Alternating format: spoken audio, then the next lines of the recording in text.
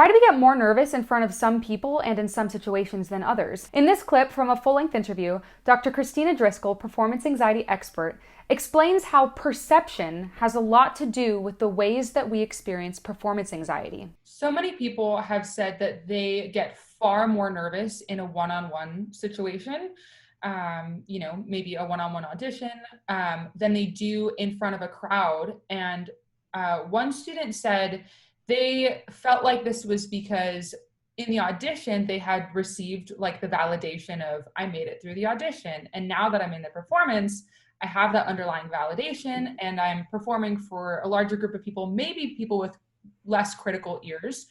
But does the one-on-one thing have something to do with it? Is it the perception of the person that you're singing for, or maybe a combination of both?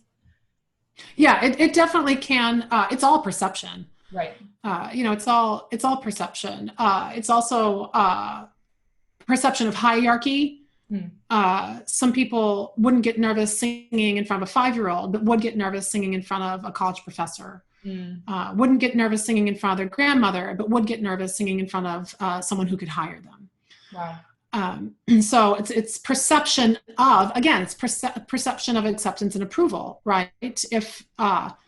If I don't care in my mind if a 5-year-old likes what I sing or say or not, or I know that like grandma's always going to tell me that they, thought it was wonderful. Yeah. Then I might not feel that acceptance approval pressure nearly as much as someone who can give me a job or not, or is a professional who knows the business and would be able to tell me in their opinion. I would hold at a greater value because I know that they know what's out there, as opposed to grandma who maybe doesn't know. She doesn't know the industry. I'm just using that as an example. I mean, I'm sure some people's grandmas are pretty savvy, and may be involved in that world.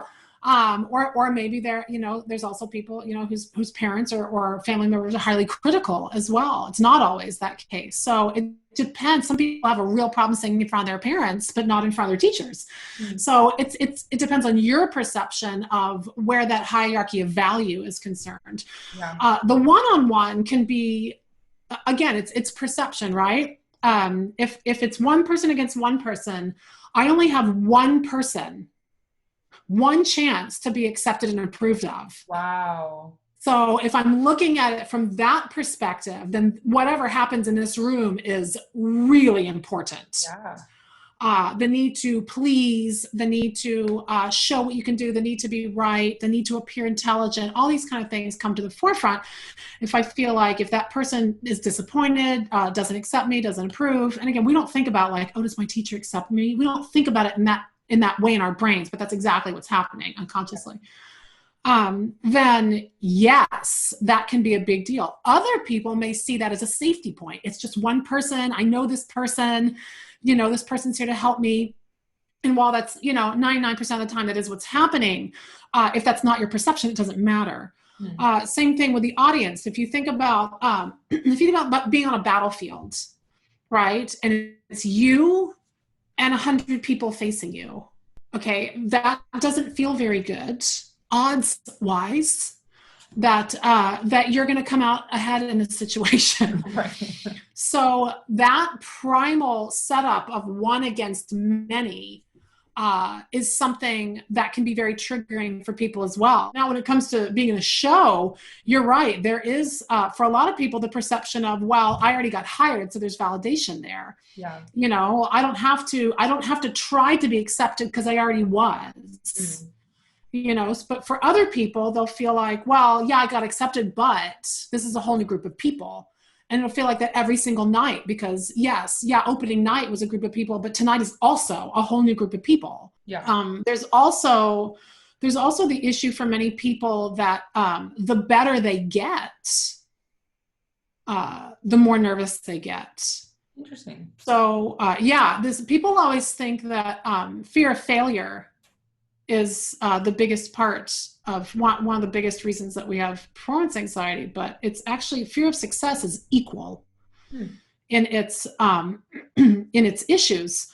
And the reason for that is that many people feel that once they have gotten to a certain level, once they have been accepted at something, once they have done something a certain way, that they must be at that level or better the next time, or people are going to feel like they were somehow a fake, a fraud, they don't deserve to be there. How did they even get their position? Why are they at that status? What's so special about them? And so there becomes this big fear that like, I can never, ever go backward. Yeah. Like I said, for someone who's thinking about it and like, I did an audition, I got a part, and now I'm being seen by audience. In their minds, it's like, well, I got accepted, so now I better be good. Or else. And so there's a pressure on them to have to be good and right in order to prove that they are worthy of the spot that they received. Yeah. Right. For other people, it could be something as simple as, improving in a lesson or singing a solo and everybody giving them a lot of praise, right? Oh man, that was so great. Or yes, do that. That's exactly what you want to do. That's what I'm going to expect from now on. And so they're happy about that moment, but the next time they get out there, they realize the bar was set. And if they don't meet or exceed that bar, that there's going to be disappointment. There's going to be less approval. And so it becomes a huge pressure in that way. Kids who make straight A's, or, in grades wise, I have that pressure a lot of times that like, oh, well, I made straight A's last semester, or well, I've always made straight A's. So if I don't make straight A's again, then, everyone's going to think that, like, oh, well, I'm not as smart as, they thought, or my parents are going to be disappointed, or maybe I think I'm not as smart as I thought, or there's all kinds of reasons that puts that kind of fear level. And that kind of goes back to what you were talking about for the test taking, right? Like if I take a test and I get a grade that's lower than a certain level that I have in my mind that's acceptable, I either allow that to affect my own self-worth, self-esteem. My parents are going to be disappointed. The teacher's going to think I'm not smart anymore, or that I don't take things seriously. People are going to see my grade in the class and think that I'm just mediocre, I'm average. There's all this kind of pressure. If I don't get high enough grades, I won't get into AP classes, or I won't get into honors, or I won't get into college, and then what am I going to do? And so it just builds and builds and builds. Yeah, exactly. That somehow this piece of paper, right, that's going to get some things marked on it with some ink and a number or a letter put on it is somehow going to decide our fate for the rest of our lives. Yeah.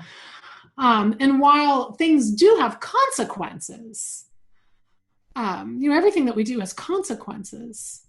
The amount of value we put on those consequences is sometimes severely warped.